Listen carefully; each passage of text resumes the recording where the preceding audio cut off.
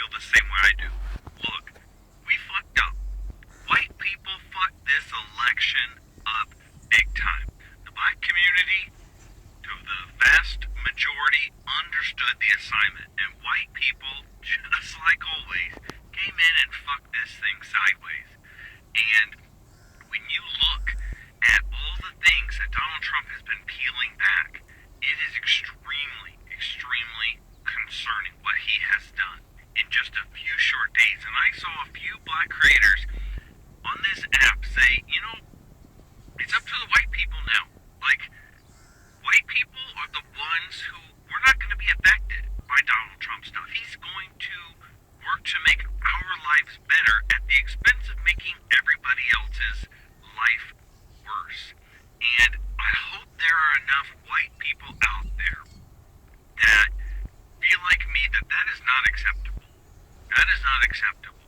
We have to say something. We have to do something. We have to use our voices in a positive way to combat Donald Trump and all of his draconian policies that are going to send us back into the Stone Age.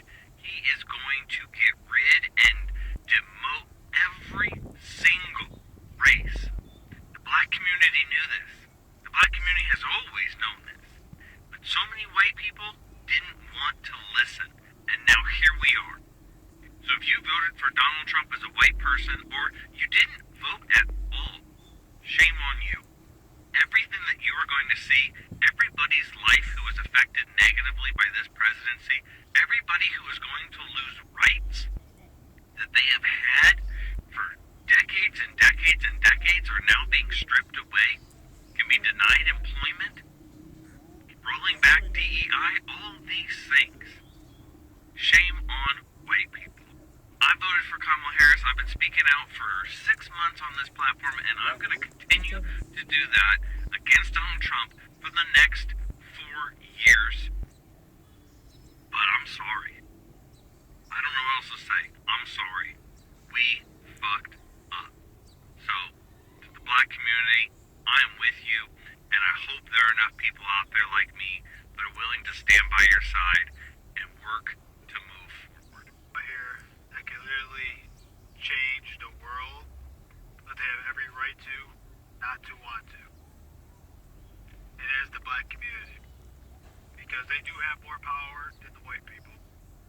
If they were to find their power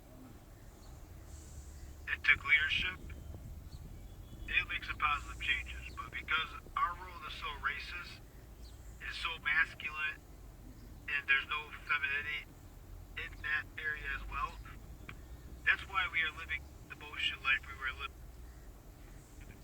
And they have every right to watch the show and not do a thing. They told us, we ignored them, and now the whites are really the ones that are fucking around and finding out. Because they told us many years about everything they were living in, and they have every right to watch the show and watch us struggle. They don't need to do anything. Because they tried. Because people are so ignorant, racist, and think they're better. So here we are. To all black women of America, I want to express my heartfelt apology for the role that many white Americans, including white women, played in electing Donald Trump. I recognize the pain and frustration that this has caused in black communities and the ways this outcome has undermined the rights, safety, and the dignity of so many, especially black women.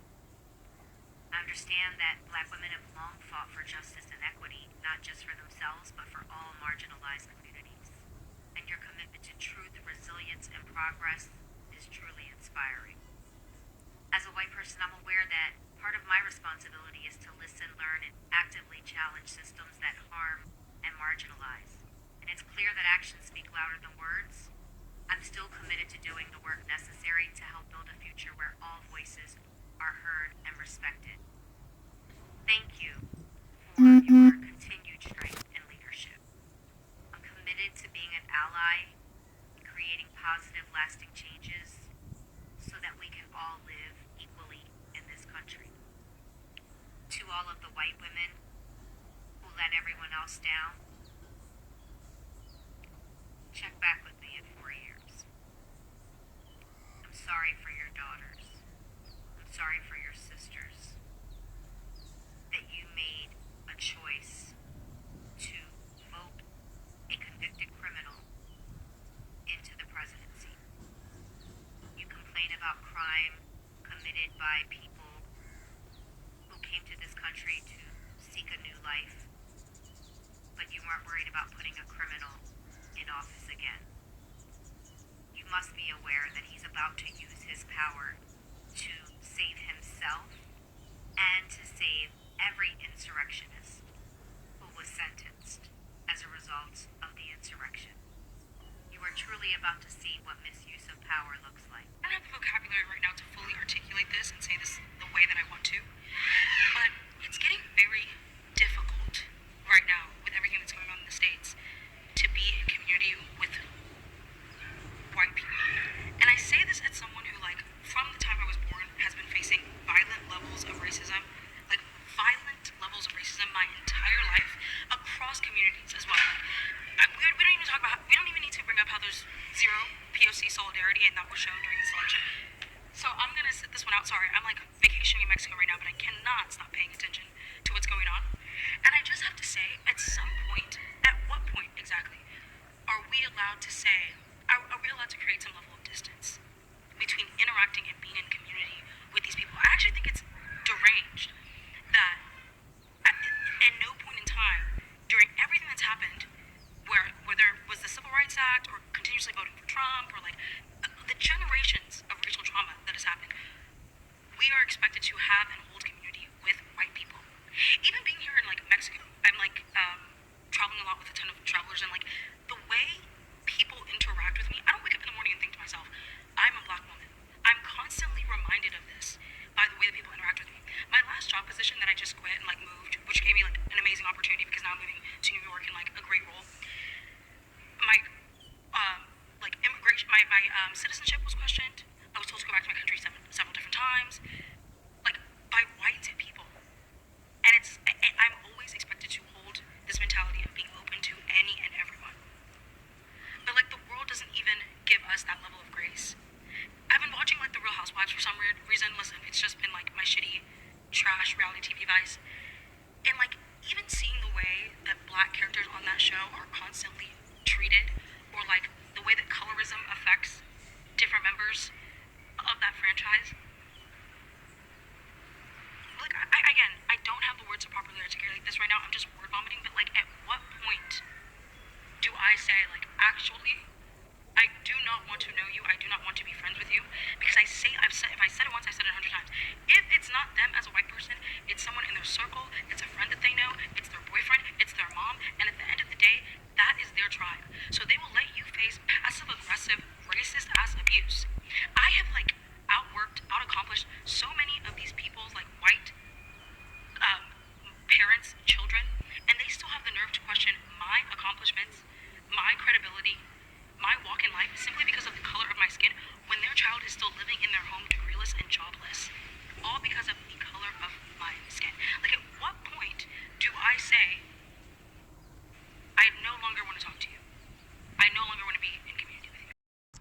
So the truth of the matter is, right now in America, with the current administration that came into power, they have literally changes a lot of the constituencies, should I say the laws of the country, especially when it comes to the women reproductive, in terms of, pregnancy, abortion, all those things. Reproductive health care for women. There are literally some significant changes that have been happening as a result of this current administration. And at the same time, you are being told there are situations where they have literally tampered a bit with the segregation rule that was literally part of America's system. And they put some changes here and there that literally, if push come to shove, and some states see that, you know what, like maybe the country is ready for bringing segregation back as the way it used to be, they might enforce it. But the reality is, how did America reach where it is right now?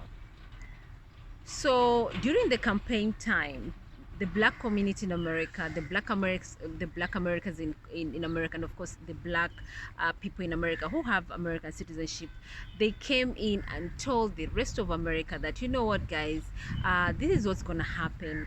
If we vote Republican, they're going to make changes that are going to affect everybody, regardless whether you're white, yellow, it doesn't matter, or black, it doesn't matter. It's going to affect everybody. But since people were so against, you know, that thing of being anti-blackness, they don't want to be associated with blackness, they decided to vote the way they did and brought the Republican Party into power. Now fast forward, people right now are complaining, people right now are crying, people right now are regretting. Why? Because we are looking at farmers right now. Farmers in America are making huge losses as a result of the trade tariff war that happened between them and China turned its back against America and decided to look for alternative market elsewhere. So right now farmers are not able to sell their meat to China. They're not able to sell their soya beans to China, and of course other products.